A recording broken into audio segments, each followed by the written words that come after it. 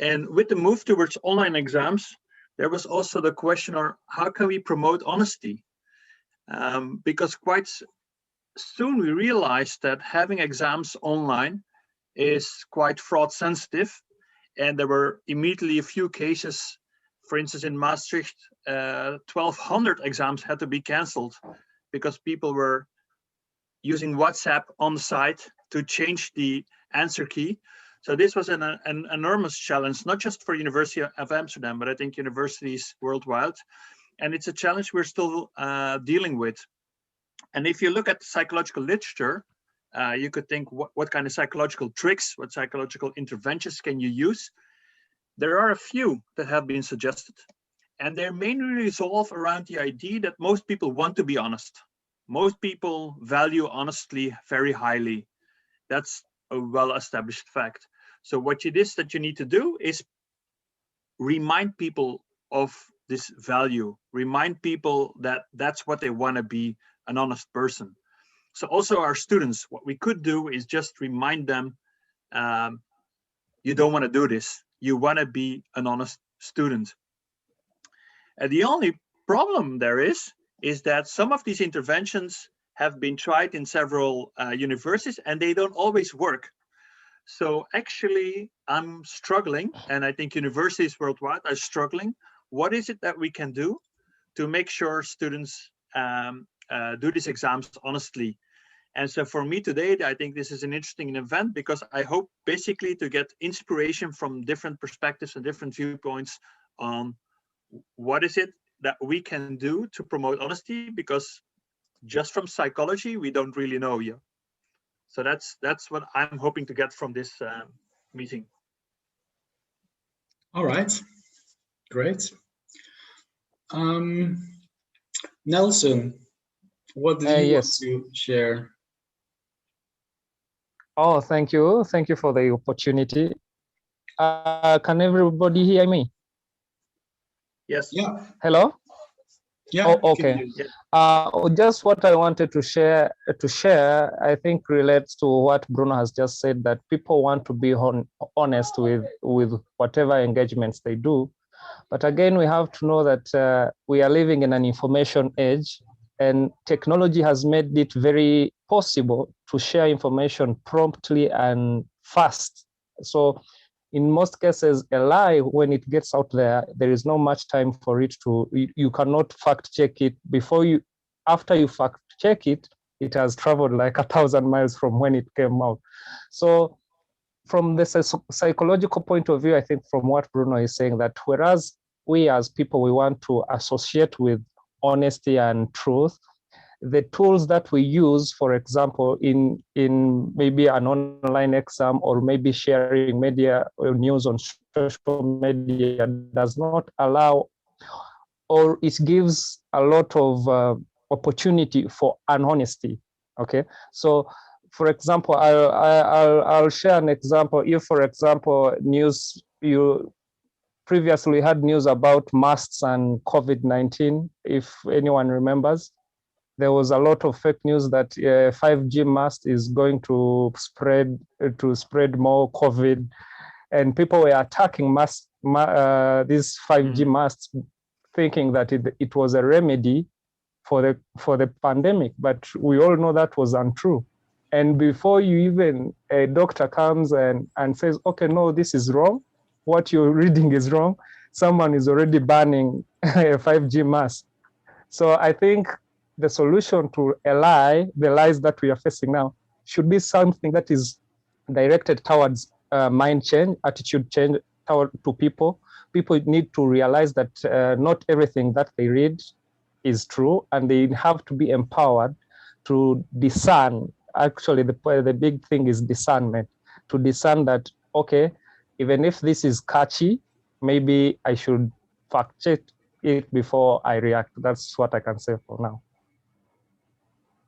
Okay, thank you.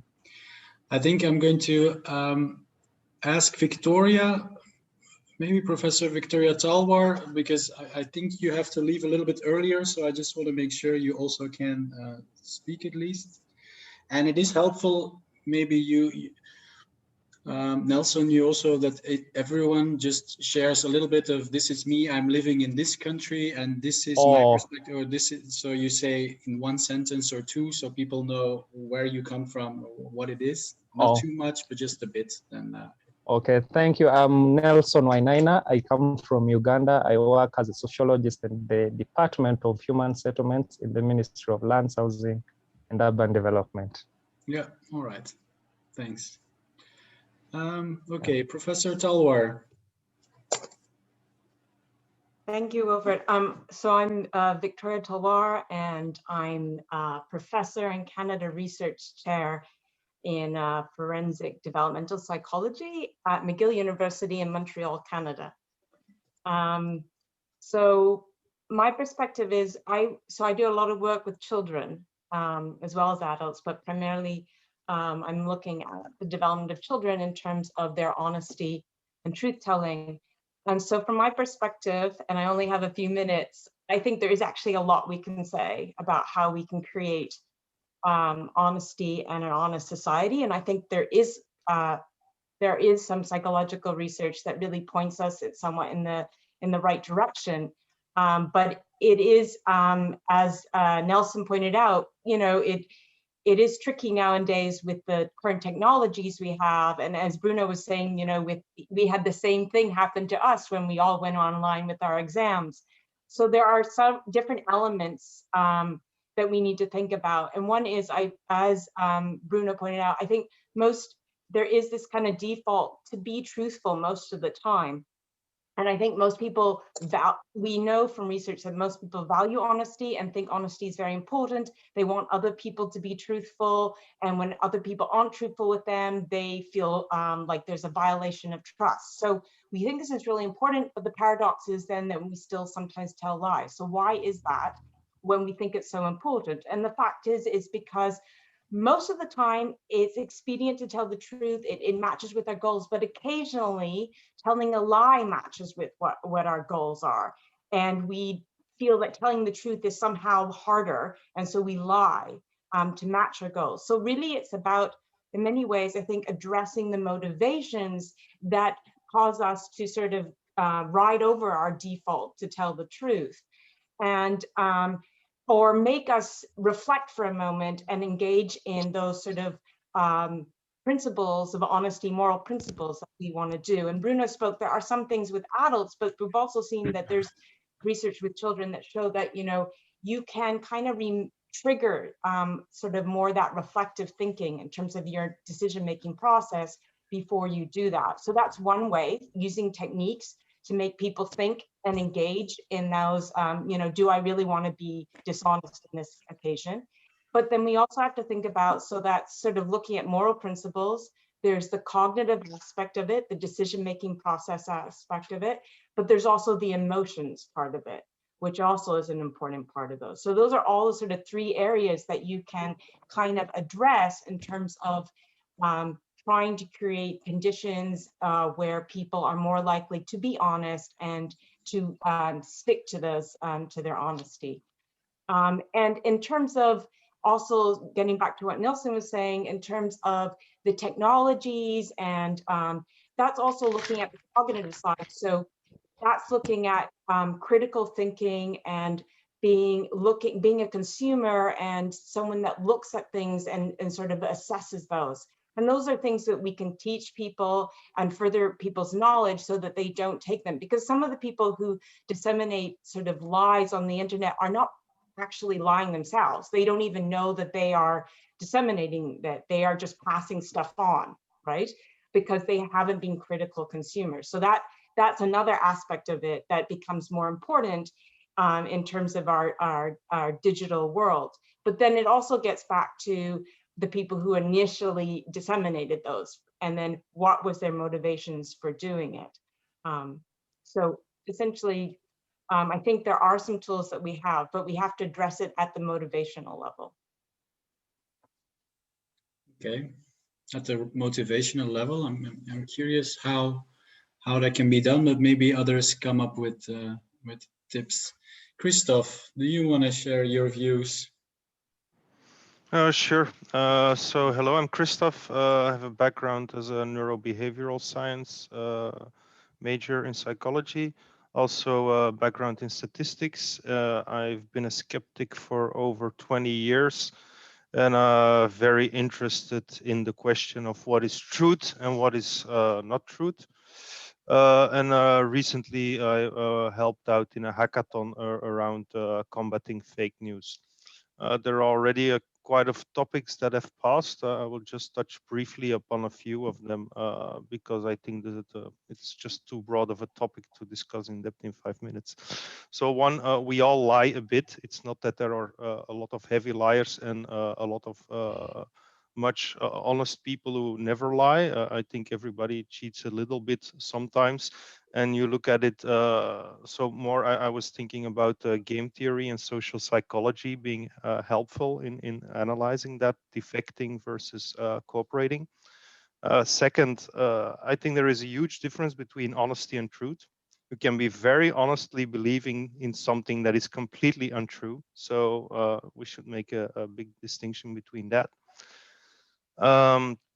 Encouraging people to become more critical is quite difficult. It kind of takes years of training and hard work because referring to Kahneman, thinking fast and slow, thinking critical is really the slow part of thinking. It's not the fast automated part of thinking. We are full with cognitive biases and errors. So I think it's really difficult to get that criticalness out there.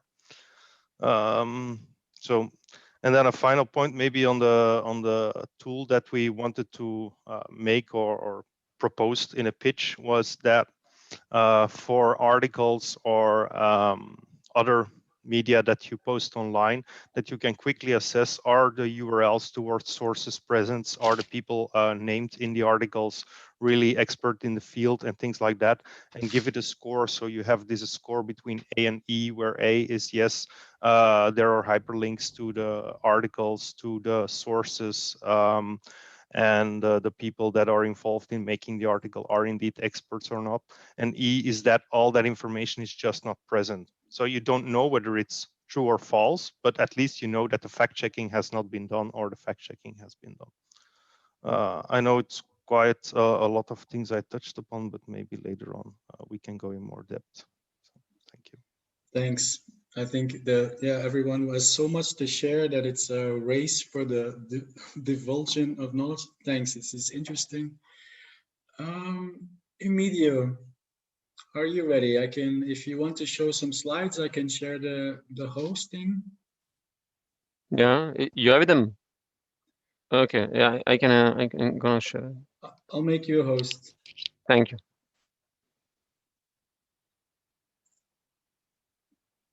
Not yet. Oh wait, I accidentally clicked on the other one. Yeah. Yeah, I will be touching quickly some points in my slide deck. Here. Oh, well, thank you, Will. Can you see my screen? Yes? Yeah. Yeah. For giving this opportunity. I'm Emilio. I work as a solution architect within Cognizant Belgium here. I work a lot of in ICT sector indeed, and one of my topic usually it's about linked data.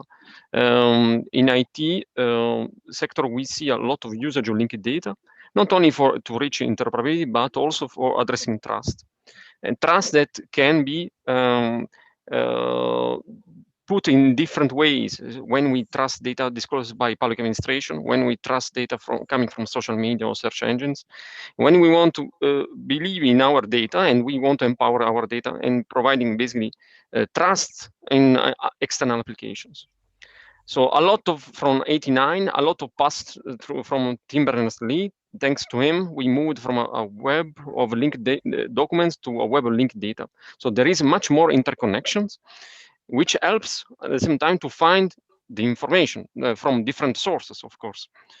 Tim Berners-Lee worked on a standard which is called RDF, which allows to describe graphs. And graphs are used nowadays for different purposes. Some of them for recommendation engines, but also from fraud detection to money laundering. Thanks to this standard RDF, not only it's possible to perform analysis, static analysis, but you can also generate new relations in graphs. So find out also different patterns that you could not find at the first sight. Another type of graphs, let's say representation, comes from other, let's say on top of RDF, there are standards, and we see them in the KTP. It's an application profile for in W3C. It allows basically member state portals nowadays in Europe to disclose their data, at European level. Among them, I put just France, Italy, and Belgium, but there are many other countries contributing to it. Such standards allows basically to describe who is the catalog of their data, but also who is the owner, who is the publisher, who is the creator. This is not enough. And that's why my question is how granular is it? Because we see, and it's experiencing, in Italy, we are experiencing this now. We have aggregated data, which doesn't allow, for example, to interpret correctly what are the, in terms of COVID-19, doesn't allow to interpret correctly what's happening in the country. So all the regions are not really providing data correctly. So we have really few data sets in this case. Still, this is an application that linked data is providing, is helping already at the member state level to disclose their data. Of course, this is not enough for what they mentioned. In terms of linked data, let's say there are many players in this moment in time, not only from vendors, but there are other vendors that are, let's say, quite tactically important. Two of them are Google, that provides a huge standard, schema.org, that allows to structure information. If information is structured and it also can be interlinked, then it's easy then to find out, but to find out also from different sources. The other way around is, let's say it's DBpedia. DBpedia, it's let's say, a son of Wikipedia, as you might know, and it helps, basically, it's the transformation of Wikipedia in format linked data. So what happens to fight fake news? One of the possibility, of course, is to interlink towards DBpedia, and because it's still a structured information, but it still normally comes from Wikipedia, where already many people are trying to find out, to, let's say, to remove content which is not correct. No? The third and this last trend, which is quite strong now, and where Christophe indeed is quite involved, is Solid. Solid allows to decentralize the web. Now we are assisting, because until now we are assisting, the web is centralized in many, let's say, companies or services like Facebook, LinkedIn, on Google itself, Doodle.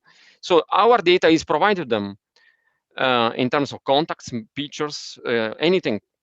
The thing is, there is now an inversion of control.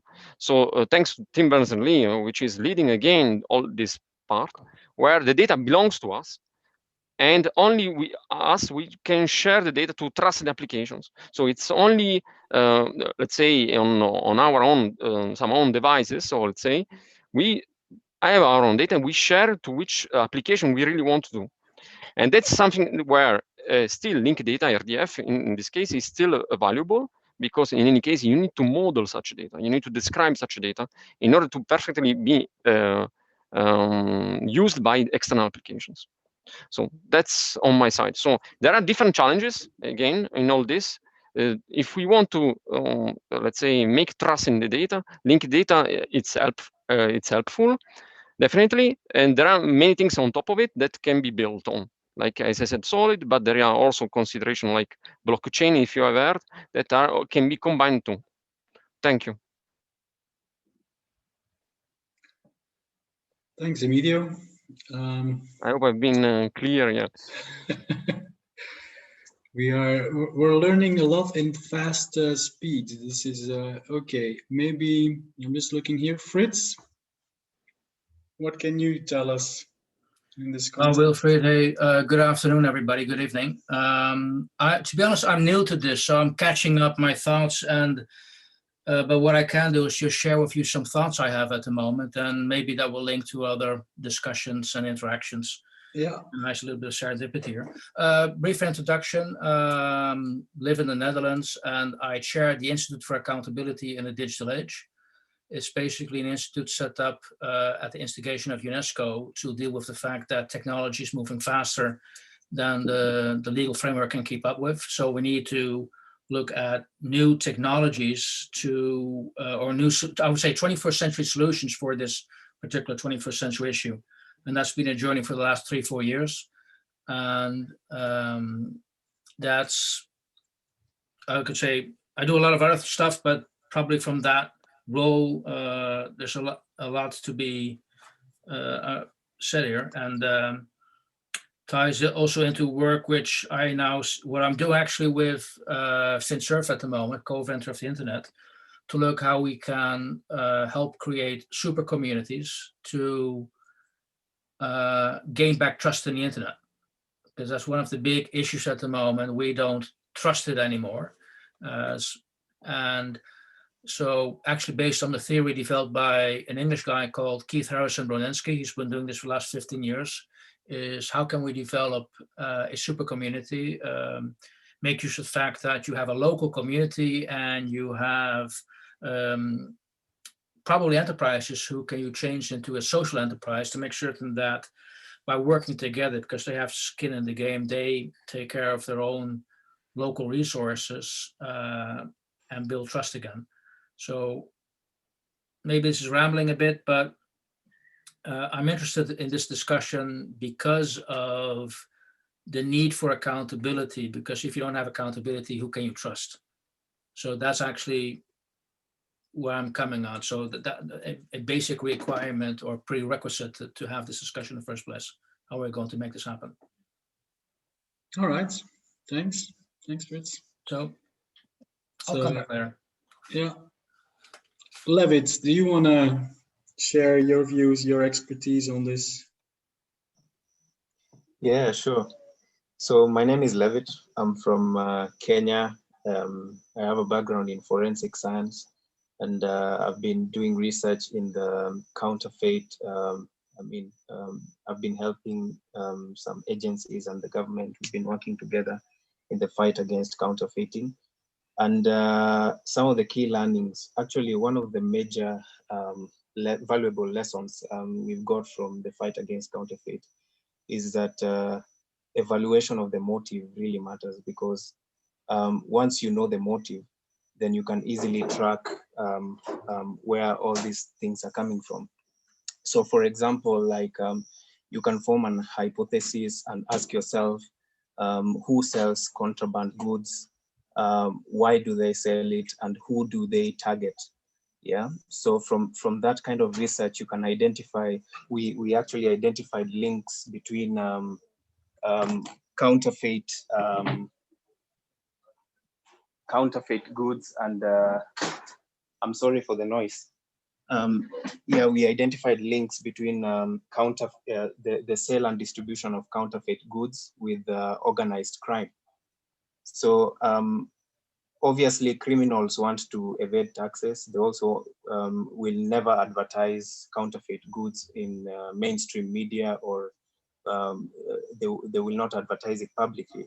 So that really makes the products to be much cheaper, and they also want to sell it quickly. So I mean, with that, we can identify the motive and say, counterfeit goods will most likely be sold in the poorer or the poorest neighborhoods, you know, and from that, you know, we also, you know, it's very difficult to identify something which is counterfeit because they are made to look like they are genuine brands or genuine products. Yeah. So from the motives, so from all these data points, it will inform an investigator or a researcher where they need to focus in. Yeah, so in the past, like 1.5 years, we've been focusing our research in those poor neighborhoods, and we discovered that most of them are usually distributed, like most of the black markets are usually based in the slums, especially in Kenya.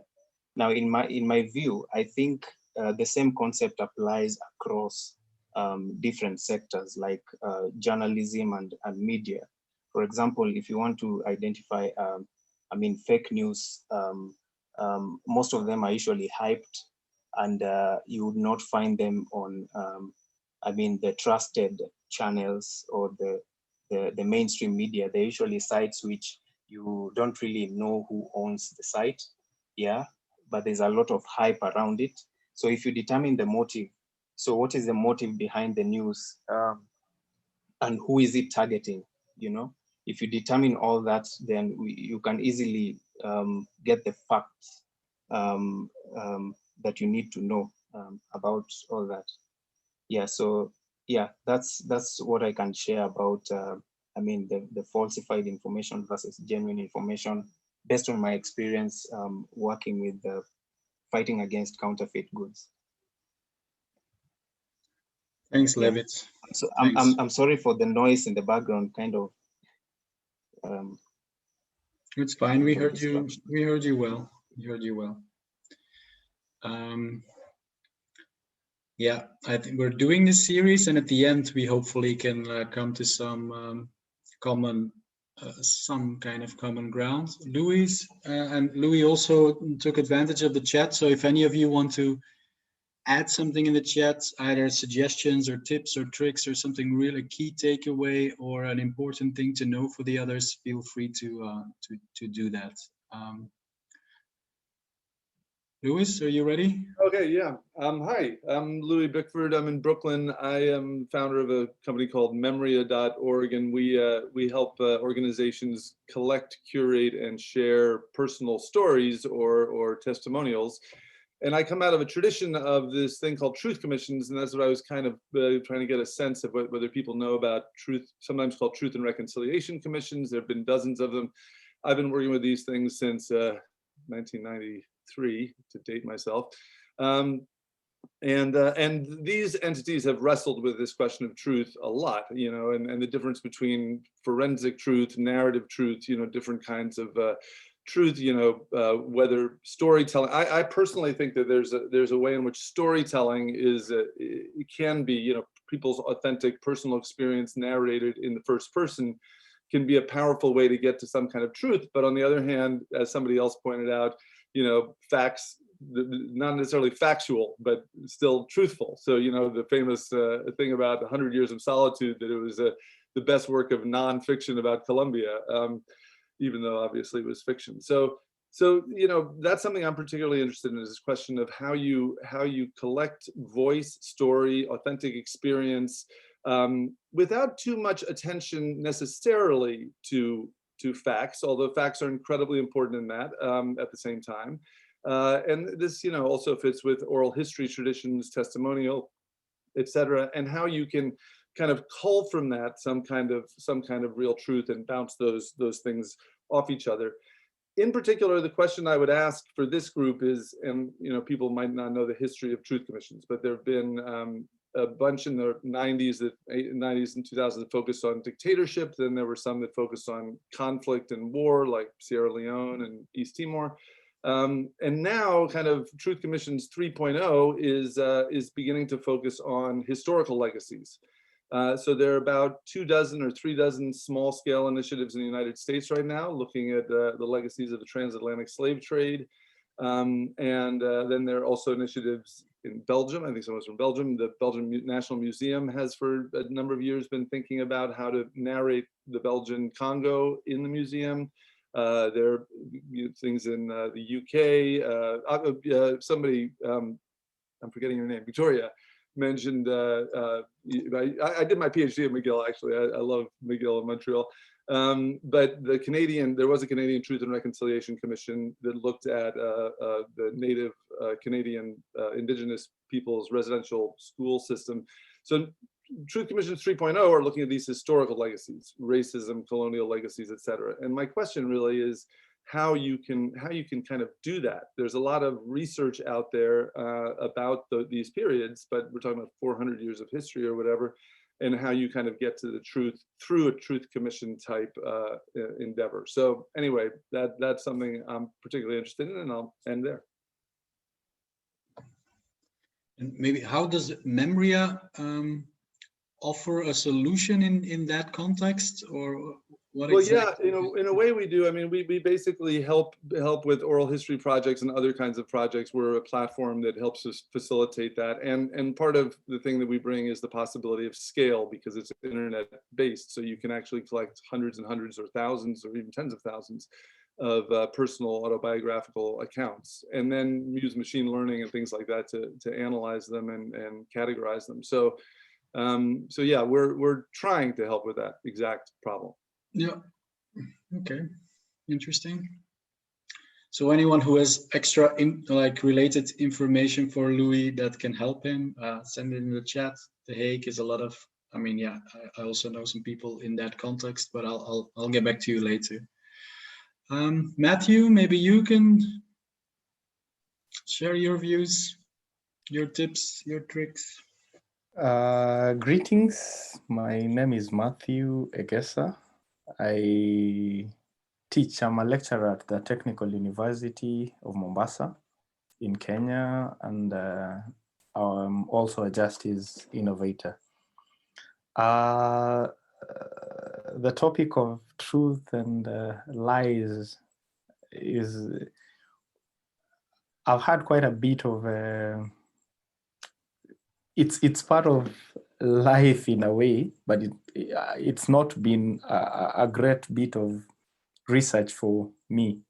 So I'm also gaining quite a bit of insights from the conversations, but especially in my field of IT, there are lots of false information in the age of the social media and the web. There are lots of misinformation, propaganda, especially politics.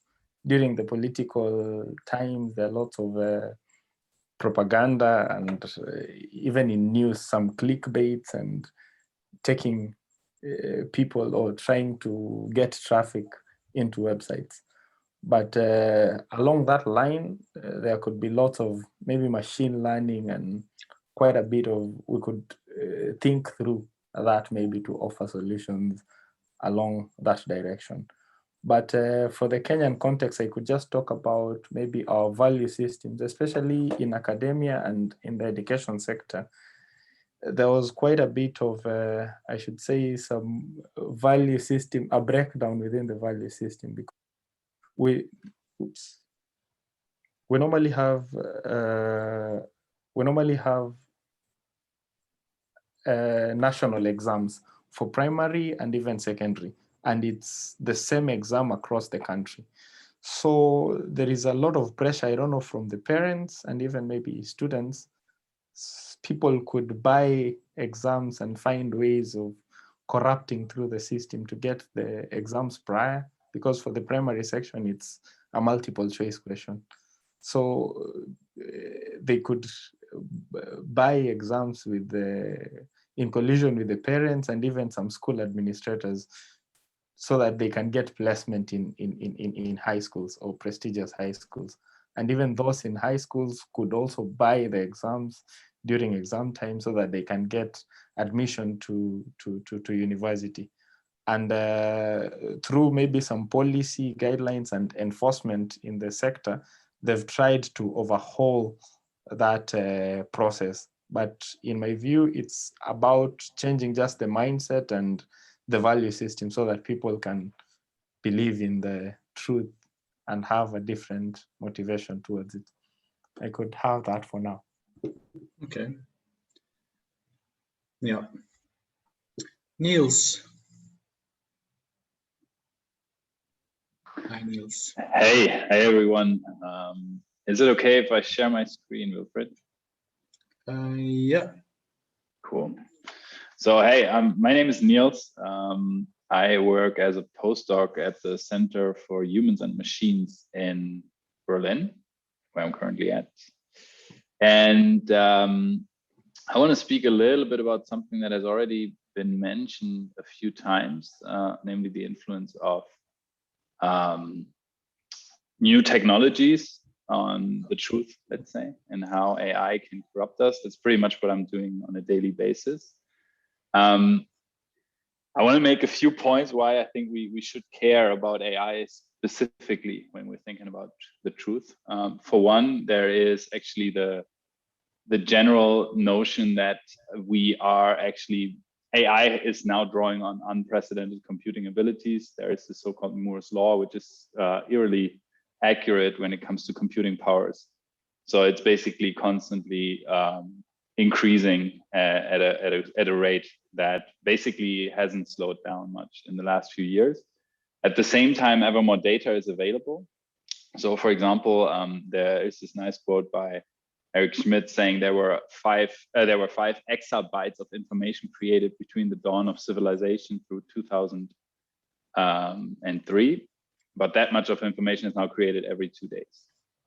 So these powerful machines are actually drawing on, they're fueled by ever more available data. And at the same time, there is this trend in the literature to increasingly call AI with an agentive language, meaning like we are referring to AI agents because they show some form of autonomy. A great example that I can recommend to anyone who has Netflix or is interested in AI is the documentary on AlphaGo, and it shows that machine learning algorithm came up with a move in a game that was considered creative and unprecedented by even the best players. And I think it kind of shows a general trend towards more unpredictable behavior by AI agents. So in our work, we've basically looked at how these AI agents then influence ethical behavior. And what in our conceptual work we've basically outlined is that they do so in different roles. So we think about AI agents sort of as we would think about other humans, and we think that they are influencing us being advisors. Some of you have already mentioned recommendation systems, or through being just a role model, meaning like we just see behavior by AI agents and might imitate it. In this way, AI becomes an influencer of our behavior. But where I want to point our attention to, because I think that's a particularly dangerous area, is where AI becomes an enabler. And that goes back to something that Victoria said, like who is actually initially spreading, for example, false information. And I would call those people the ones that delegate tasks to AI.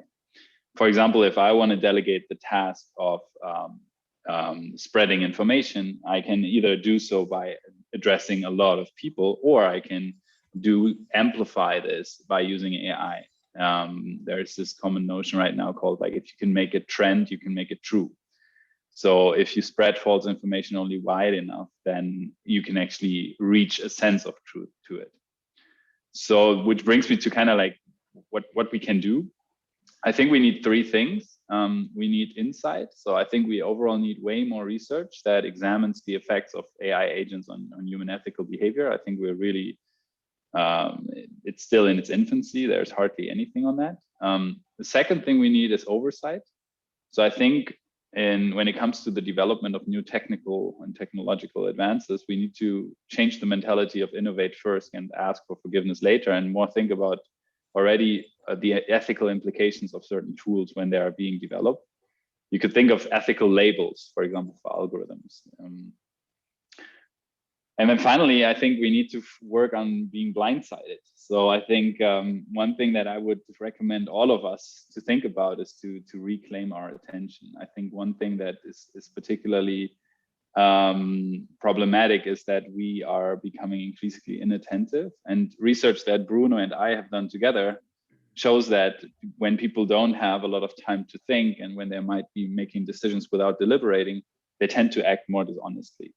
And a concrete resource that I can highly recommend is related to the famous documentary Social Dilemma. It's from the Center of Humane Technology. And they have several concrete solutions and recommendations of how you can take control over your attention back. One that I mentioned here that I've done since is, for example, switching off your notifications on your smartphones. There are many more, and I'm happy to share the slides so you can check out the link. That's it from my side. Thanks, Niels. Very interesting. I'm gradually seeing some clusters around technical things, values, identity, and motivation, or accountability, and something around that. Well, let's move on. Rick? Or no, I think Ronnie is ready. Go ahead, Ronnie. Oh, okay. Yeah. Well, thank you very much. My name is Ronnie Max. I'm in the United States.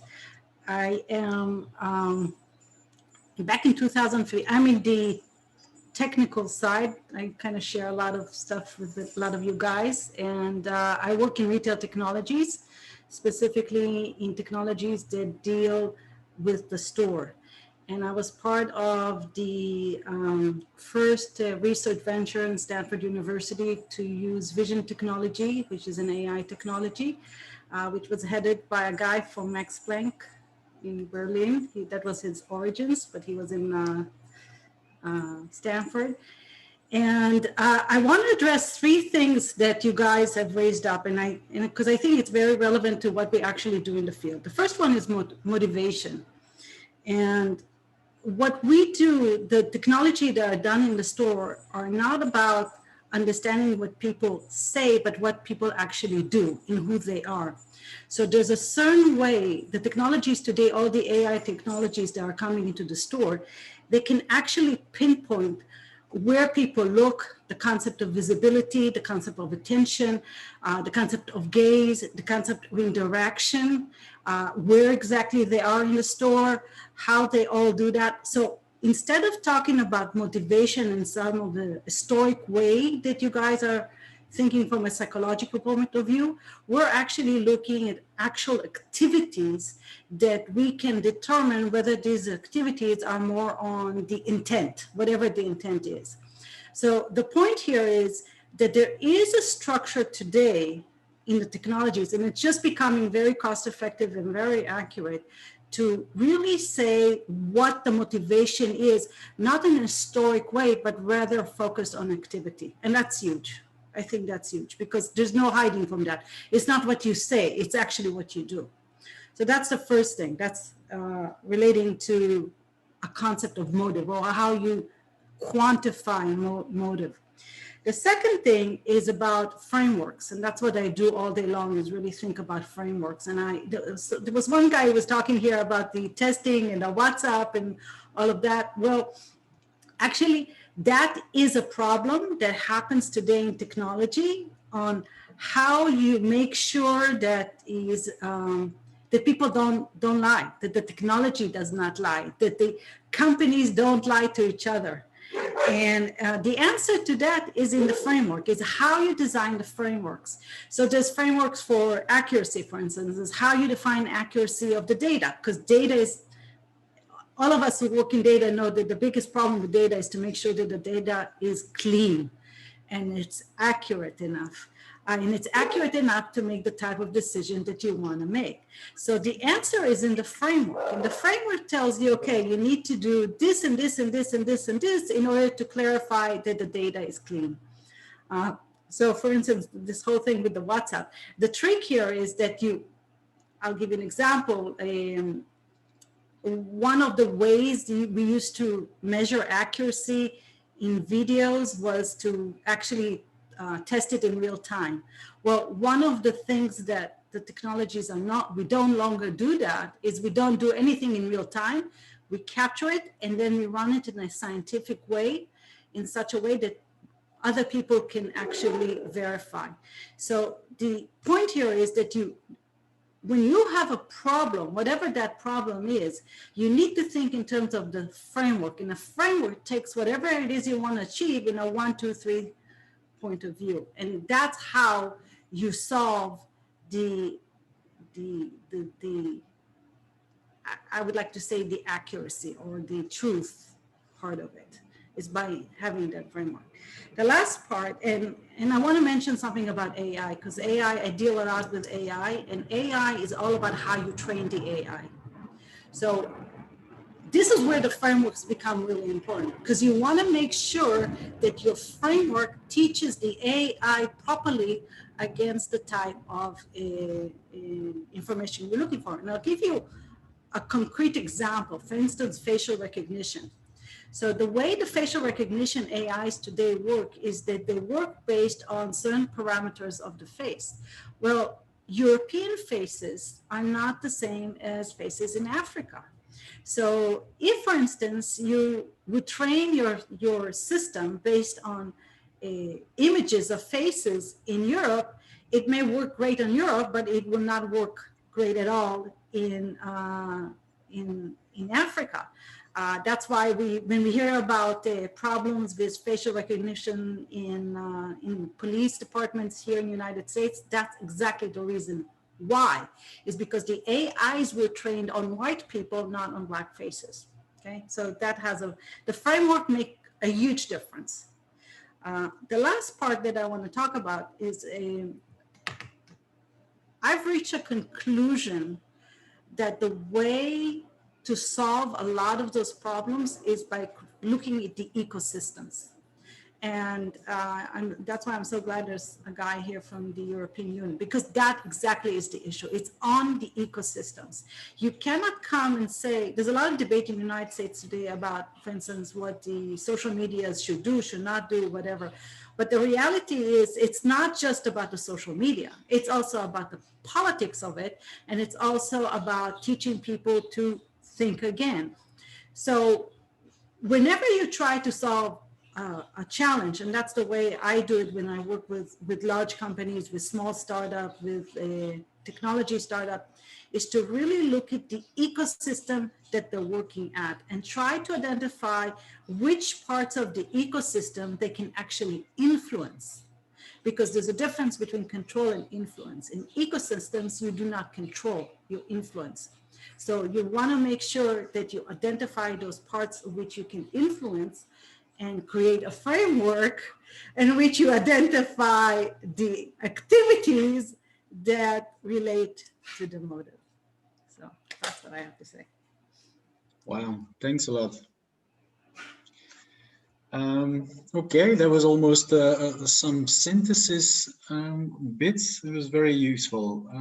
Rick?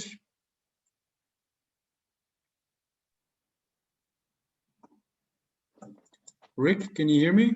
Yes, I hear you. I was still trying to process all the information because it's like a lot of information from a lot of disciplines. Yeah, that's true. So thanks, first of all, thanks for inviting me.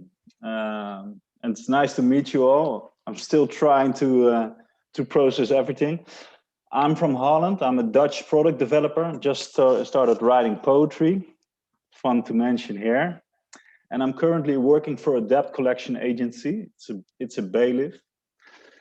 And my latest product is to make it possible to sue liars for the costs of lying. So I'm in a total other perspective than you guys are.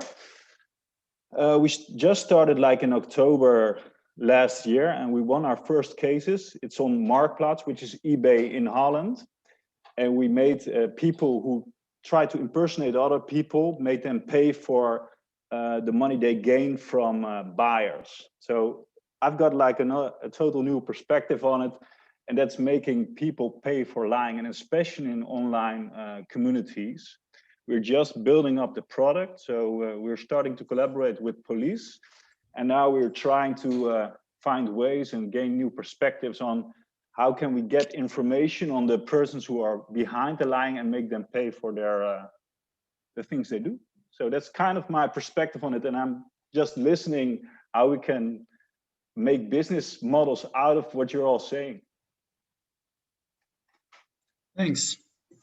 Yeah, that's an interesting approach, the harder side of accountability or justice. Sebastian. Yeah, wow. Thanks for putting this together, Wilfried. What an amazing group, what an amazing group collection of perspectives. Sebastian, technologist by heart, worked full-time in open source software for 15 years. My team's made products being used today by over 200,000 people. I run two initiatives. Firstly, I'm the chairman of the Trusted Web Foundation. We fight for an internet where all information that matters is transparent and accountable. That should lead to trust. Secondly, I'm the founder of WordProof. We make the tools that the Trusted Web educates the audience on. I work with blockchain since 2013. In 1991, blockchain was invented for bringing verifiable integrity to information through timestamping documents. What we want to do is make trust part of the base layer of the internet. So all information that matters must be transparent. How did it change over time? And accountable. Who's the sender of that information in an open source way? We work together with policymakers. So for example, there was a blockchains for social good competition by the European Commission. We won that prize with 29.5 out of 30 points for deploying the timestamp ecosystem we developed. We work together with search engines, and I have a quick video. It's 2 minutes explaining exactly what we do. And for example, in the Netherlands, NRC and Persgroep are using that solution. Can I share my screen? Yeah.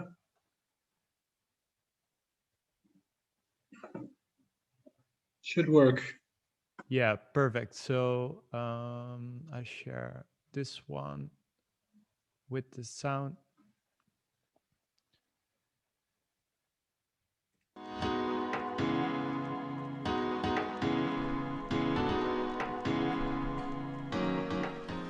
Hey, this is Sebastian, and I believe that to save the world, we need to fix the internet.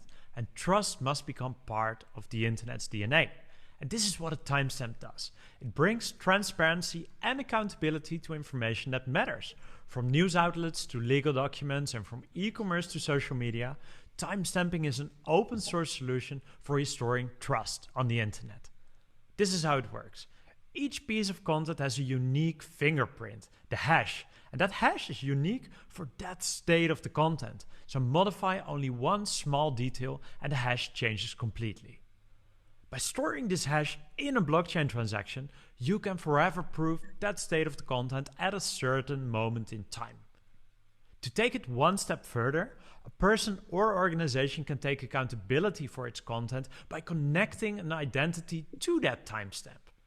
Now sites can choose to show a timestamp certificate so that readers can verify how content changed over time and who exactly published it.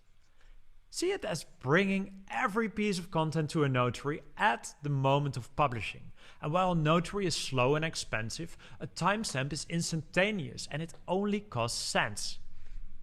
Through standardization, even search engines and social media can read and verify timestamps right in the language that they understand. The more transparency, the higher content should rank. And the more accountability, the higher content should rank. And as a result of that, freedom of speech no longer automatically means freedom of reach. And so, in a few years from now, if information that matters isn't timestamped, you'll be considered a fraud. Citizens, consumers, policymakers, social media and search engines, they will simply wonder, if you don't timestamp, what are you hiding? So, join the timestamp revolution and let's build the trusted web together. Yeah, so that's what we work on with a team of 8. Oh, sorry, again.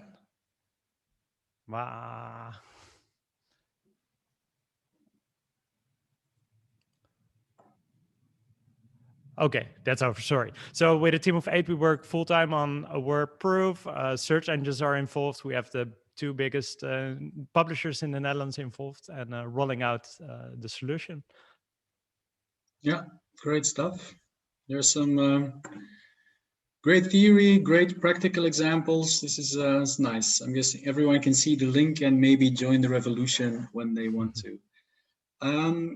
Vincent, maybe you can share a little bit. We almost have to move to the group activity, but let's try to keep it shortish. Vincent? Hi, Will. Hi, Vincent. You can hear me? Yeah. Okay, so I was late. I'm sorry about that. So from what I heard, other people do. I think I heard them describe what they do and who they are, right? Yeah. What do you do to tackle fraud or lies or yeah? Okay, so I'm Vincent. I'm from Nigeria. So we know fraud and lies. It's a huge, huge problem. In fact, I can say we're notorious for that. Nigeria and West Africa and Africa is notorious for that around the world. So here we are doing our bit. In 2016, we built a web application that enables people who buy used cars here in Nigeria, because used cars sell more than any other thing here, more than any other kind of car. People afford more used cars than they can afford new cars. So people who buy used cars, we built a web application for them to ensure that they're not buying vehicles that have been reported stolen, but vehicles that can put them into trouble with law enforcement. Because just like everywhere in the world, being in possession of a stolen property is a huge problem. So because most of the vehicles that are stolen here are sold to other innocent car buyers, we are trying to our service helps them avoid this huge problem. So we've gone a step further to make sure that our car buyers make informed car buying decisions, so that you don't buy vehicles that have been written off as junk. You pay good money to buy vehicles that have been written off as junk, and then vehicles that have flood problems and those kinds of vehicles that are almost unusable. So what happens that car dealers here in Nigeria, especially, they sell these cars to people who don't even know they have these problems, and car buyers lose their money every now and then. So our solution is helping car buyers make informed car buying decisions by leveraging on data. So we have access to all these data, and this is the data we are presenting to car buyers at the point of purchase, so that they don't become victims of fraud. So this is how we are fighting fraud here in Nigeria in the area of car purchase and car reselling. Yeah. And I think that the tool is you type in your license plate in online. Yeah. Okay, so chassis number. Chassis number. Yeah. Okay. Chassis number, because chassis numbers are unique to every vehicle in the world. Yeah. Okay. That's the data we need. Just the chassis number of the vehicle. Cool. Another concrete example.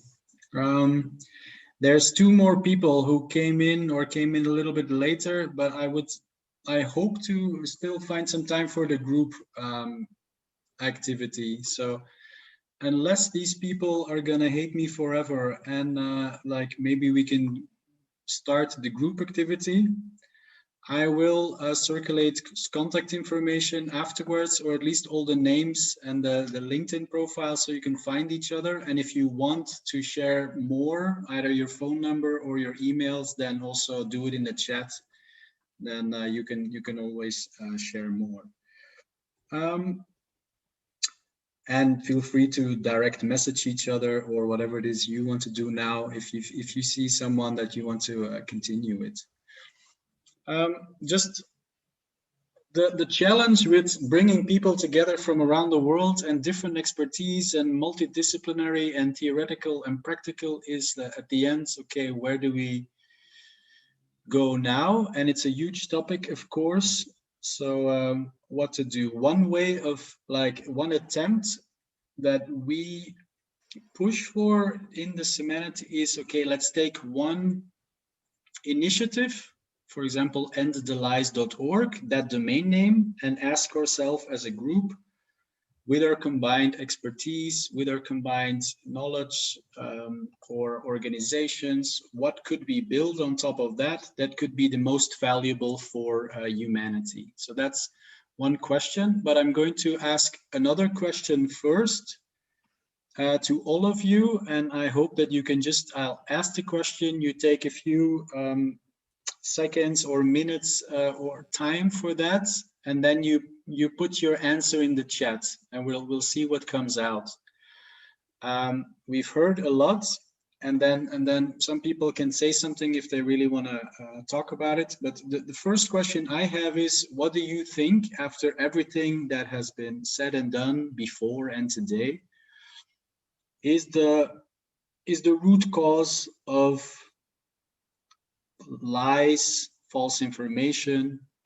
What is the deepest problem that is currently there for the most humans? So I'm asking you to take a kind of a global, universal look at this. And yeah, how do you define the deepest problem in this area? And then I hope you can write it in the chat if you manage to formulate it. It can be a word, it can be a sentence. Where do you see the deepest problem? Bruno says it has benefits. Yeah, so maybe it's also about decreasing the benefits of it.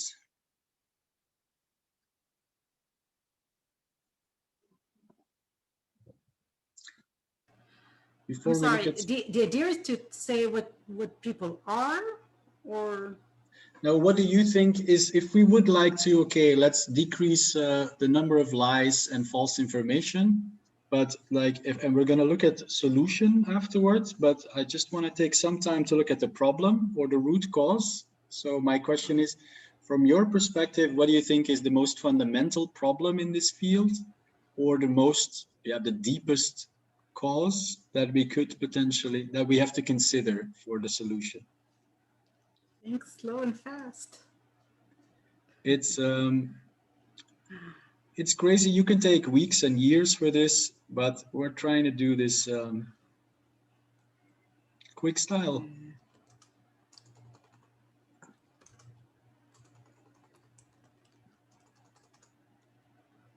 What we will do is we collect what you put in the chat, and we will send the report back after the Summanity. We just take some time to absorb it. We're recording this, we're analyzing it, and we will give you back the information you give to the group also in a summarized format.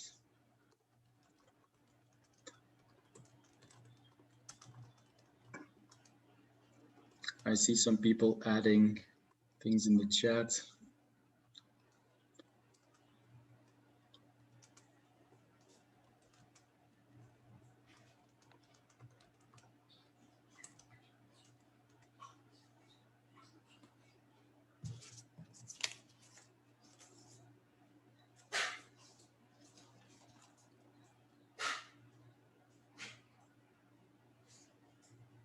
Okay. Does anyone want to say something they wrote or see, or anyone feels, hey, I have the most important thing and I'm the most convinced about this? Speak up.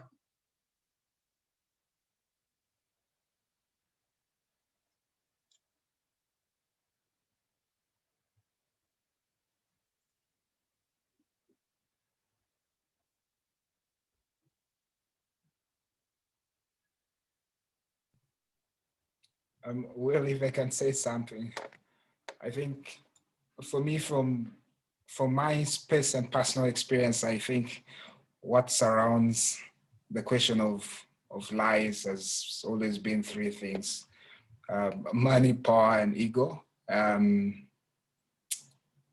The search for money, and the quest for power and sustaining it, and also we all have individual or personal egos. So I think that influences us as individuals sometimes to lie. Okay. Thanks. I really think a lot of it is about we accept things that agree with our worldview faster. We do not like change. The vast majority of humans that exist on the planet resist change if it's the last thing to do on Earth. It's easier to think that I'm now wearing an all red shirt, and if that's what I've believed for years, and if one of you tells me that my shirt is red while all of the other people tell me that it's not, I'm going to listen to the person that said it's red, and I'm going to agree. And it's not because we're bad, and it's not a good or evil issue. It's because we feel comfort in the status quo, and we feel comfort when we don't have to change. So we're immediately going to accept that. And as long as I hear one person tell me that my shirt is completely red, I'm going to feel validated, and I'm going to feel justified in that opinion, which is going to further reinforce it. So the amount of effort you actually have to do to overcome a lie is far greater than what you do to agree with something. So you talk about the root cause. It starts with educational systems, teaching everybody philosophy and creatively how to think from the very beginning, how to question information. And I think all of our education systems have utterly failed because they're rooted in centuries old techniques and not upgraded to a modern world. Okay, thanks, Ethan. Very good to see you. I'm sorry you didn't get to speak before. Okay, there's a lot of useful content in there. So, and I think the idea of Summanity is that the sum of all of us, somehow there is some truth in there, and we are all creating new cultures, and that may take this into account. I just, I would like to look at the solution bit now. So this, we see problems, and I wonder if we can somehow merge some of our solutions into one place where they can come together, and we would use endelize.org as a domain name property for that. There is currently a placeholder website there, but it can contain anything. It can contain links to frameworks, it can contain voices, testimonies, it can contain whatever it is we want it to contain, and it can contain links to all of your activities. So my question would be, can you think about that for a second? If you would, and I have a team also listening in, we are keen to try to consider what you suggest and maybe collaborate with you later. What could be done on top of a domain name like endelize.org that could benefit humanity the most in the coming years? How can we make that more valuable? And any suggestion is useful, whether it's about content or form or business model or partnerships or You can also take some time. Hi, Wilfred. Hello, hi, Levit. Yeah, I was just thinking, yeah, it's a great initiative, and my thought is probably is it an open source, like an open? Are we opening it for the public, or is it like for only the closed group?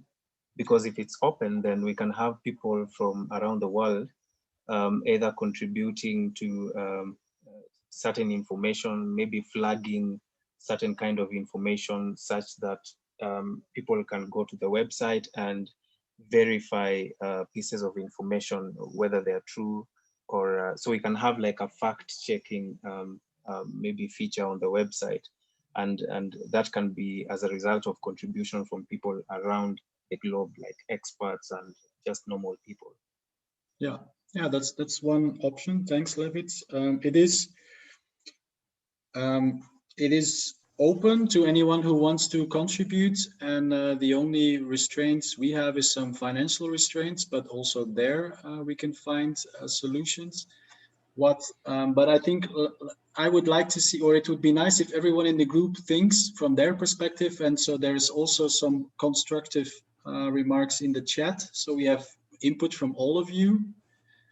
And then we can follow up or get back or consider, or and we will like inform you.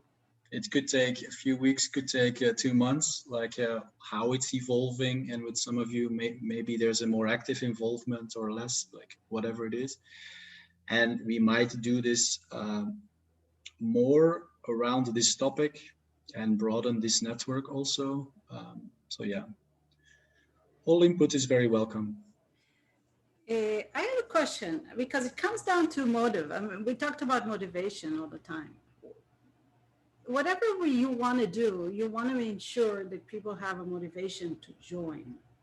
Otherwise, it doesn't make sense. I mean, I'm sure a lot of us are really, really busy. So the question is, if you want to do an initiative, what is the objective of the initiative? To do what? Because there's some of us there in the technological side of things. There are some more in the psychology aspects of it.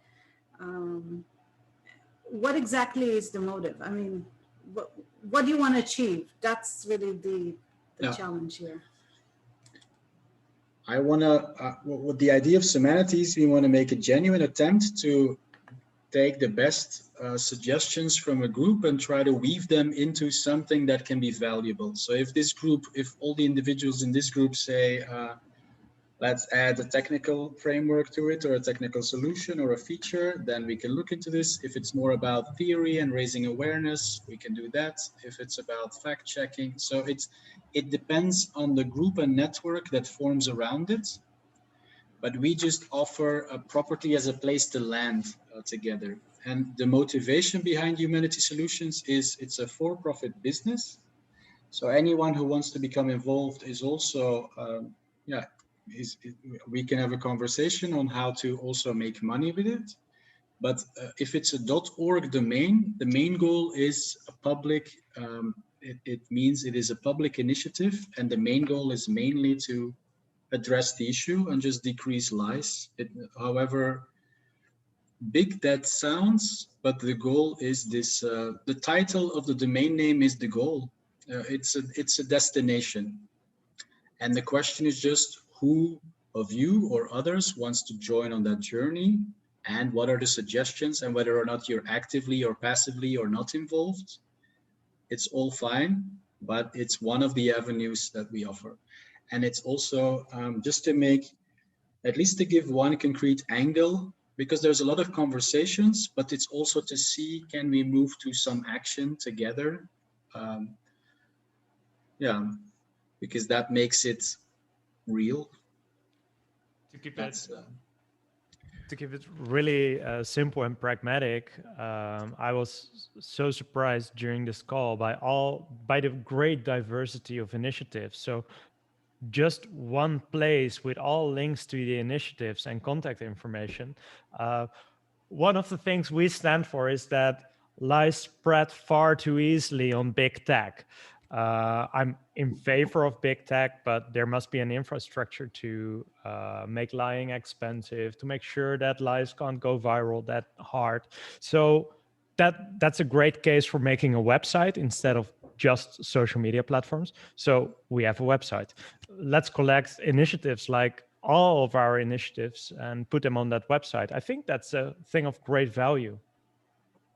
Yeah, so that's something we can do in any case. So anyone who wants to be enlisted on that website, and we can do that, and you can tell us, or either your initiative or your person, if like, yeah, that's something we can do in any case. Wilfried. Yeah. For me, the biggest like practical thing in my new business model is traceability. So because everybody, you want to be anonymous on the internet. So the banks in Holland, police, everybody is saying, okay, I can't share information about who's doing what. And that is like the root cause for online fraud, WhatsApp fraud. So for me, it's like a big question. And I think Sebastian told something about the timestamp. You have to trace back to the source where the information is coming from. Otherwise, it's really hard to make somebody pay or contribute to somebody because you don't ever know who's behind it. And for a practical business model, it's really hard if you say, okay, you can be anonymous all the time. So it's kind of an ethical question about, can you be anonymous on internet? Because if we don't open information up about who's doing what, then it's really hard to make people make them accountable for what they're doing. So that's a big ethical question I have, and I'm really curious about how you're thinking about it, because on the other side, it's a big thing of freedom that you can be anonymous on internet and do and say whatever you like. The cost of finding the source, though, can be really high.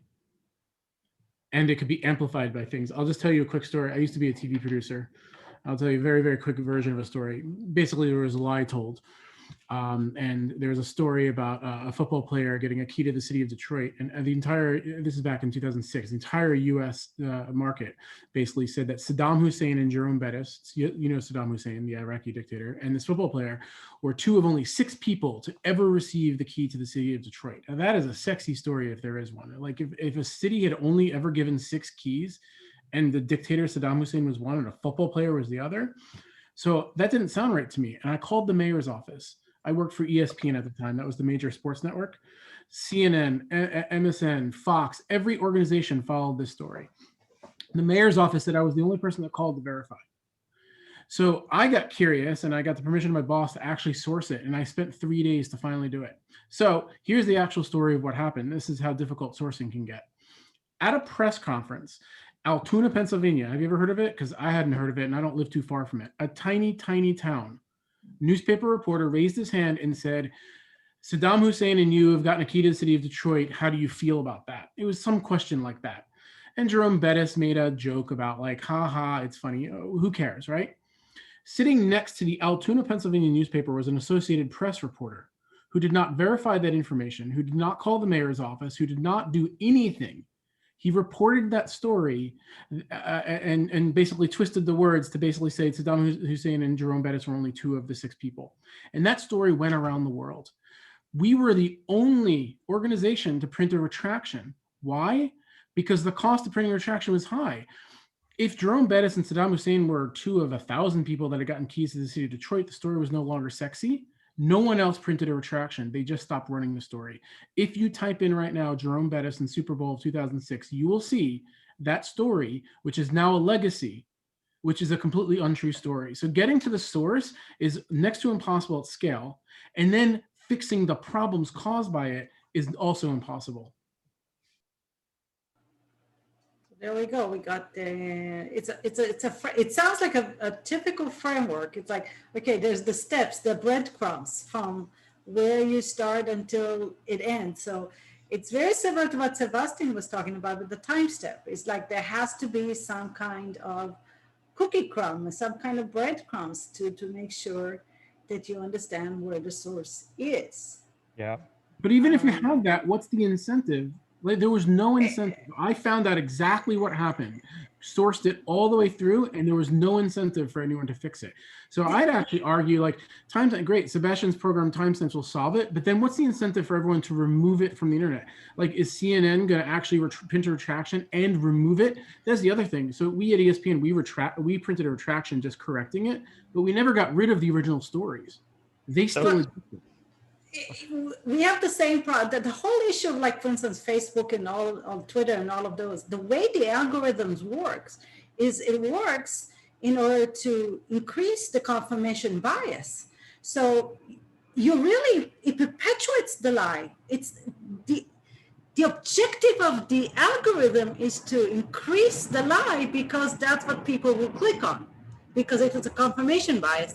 So I agree with you 100%. The key issue here is what's the motivation? Yeah. What's the motivation? But I think, like, what I lean a little bit towards criminalizing, like making it a criminal offense to have egregious lying with harmful, like with massive harmful consequences, like, and add personal criminal liability. You know, I love that you said that. And I will show you how difficult it is to criminalize people. Okay, we have now in the United States, I don't know if you heard about it, there's a problem in Texas with electricity. Okay, Mm-hmm. This is a market open. They're the only place in the United States that they have what they call a market-based structure. And the reason they got into this whole craziness is because the system is designed on rewards, but there's absolutely no accountability there, which means it's okay if you give electricity as a producer, but if you don't give electricity, there's no accountability. Yeah. So accountability has to be there. That's the objective of regulations. That's why it's so important that you have a politician there, because this is the objective of the politician, is to put on the accountability part on that. Yeah. But the reality is that most people who share lies don't share it because they somebody said that the difference between truth and you know, you can believe it's the truth. I mean, I have people that really believe some certain truths that I really like as people, but the stuff that they believe in is just stunning to me. Let's don't think. You know? a little thing on incentives, because most people agree that transparency and accountability leads towards more trust, or it empowers finding truth. So what we saw, firstly, we thought of timestamping as a sort of successor of GDPR, where you had the unregulated internet, then you had an internet with better rights for the citizens of Europe and the globe. But then all information that reaches those citizens must be accountable and transparent, hence timestamping. But GDPR isn't fun. I always start my keynotes with, who likes GDPR? No one. Then we came up with the idea of involving search engines, involving social media platforms, because what you can do is saying, hey, we rank transparent information higher than untransparent information. We rank accountable information higher than unaccountable information. For a search engine, we talk to many of them, it empowers their value proposition, as a timestamp result is a higher quality result. In social media, it's often more harmful for the business model, as there was the whole stop hate for profit thing. But there, a policymaker must jump in and say, hey, if information doesn't have an accountability to it, it should be able to be published. Otherwise, there's no freedom of speech. But before it can go viral, there must be a certain level of accountability.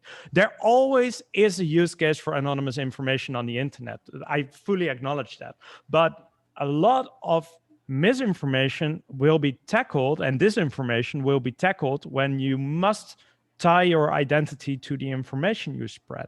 So it's for 80% it's a solution. But yeah, that's two things on incentives that we learned in the WordProof journey. It sounds to me like you're creating a qualifying system. So the fundamental difference between having a private organization and having a legal organization is a legal organization is about enforcement, regulation and enforcement. But if it's a private organization, then you can do ranking. Like there's, you know, like, is this food good for you? You know, you have some kind of organizations that you say it's a seal, you know, it's a seal. This has passed certain rules in order to make this a high quality information, which is, by the way, what theoretically the media is supposed to do. But yes, sorry. That's journalism. Journalism has certain rules to it. But I don't know how you can take it into private information, or should you even take it to a private information? But that's a good question. We make a big distinguishing between, is it good or bad, or is it transparent and accountable? Because transparent and accountable is factual and objective, where is this good or bad is a judgment. Yeah, that's so right. We really fight for, and that's not the holistic solution to everything, but we really fight for providing an open source infrastructure for transparency and accountability, so that truth-finding networks can work based on that. Do you have like a 5 system, people like 5 system, you know, the 5-star systems? Is it accountable, not like, sorry, is it transparent or not transparent? That's really the key for it. You know? In both transparency and accountability, there are levels. So one, transparency is, did you timestamp? Secondly, do you show the revisions of that information? Thirdly, do you timestamp the terms and conditions from the sender of the information and the privacy policies? In accountability, you have all sorts of levels. Is it a government identity? Is it the LinkedIn account, which exists for over 5 years, for example? But you can also say, it must be timestamped from someone who holds a certificate from this kind of university. You can go really deep through that schema language that also Emilio was mentioning. Well, that's really what somebody showed here, the schema from Google, which is really what they do. This is all about expertise network. It's not just about the fact that you have a certain structure, is that you're supposedly an expert in whatever structure you're in. That's why you're important. So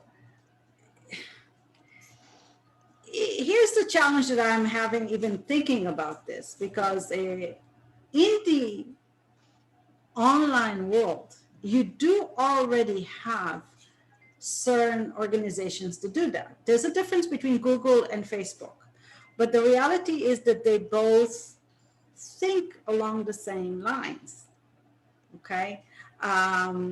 If you know a little bit about how Alibaba in China works, it's all about the payment structures are very different, but payment is about preventing fraud. That's why it's all intertwined. It's not so much about so the answer is there's a lot of structures already in the world. The question is, can you come up with something unique or different or structural that makes sense?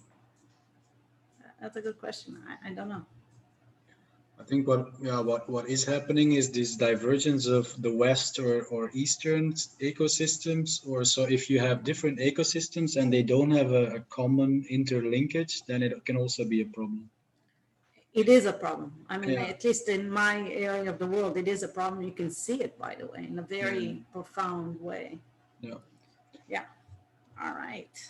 I'm looking at the time also a little bit. It's been very dense, and we've had a lot. I think that what I notice is that when it comes to endelyze.org, it's not. Apparently, there's something about that that isn't working so well. Maybe it's the incentive. Maybe it's. I would like to learn why we don't get a little bit more suggestions there. But maybe some of you can tell me afterwards. And we'll send the reports. You can all connect and stake in or reach out to the people you want to reach out to, and we will send the recording and the reports later at a later stage. I hope this was interesting for all of you. I hope this was it was interesting for me. It was a lot. And anyone wants to add something? Some last wise words, fun words? Thanks for putting it together. Amazing group. I'm mind blown by all initiatives. Great done. Thanks, Sebastian. Thank you, Bill. Thanks for joining. Take care. Yeah, take care. Bye. Bye all. Thank you.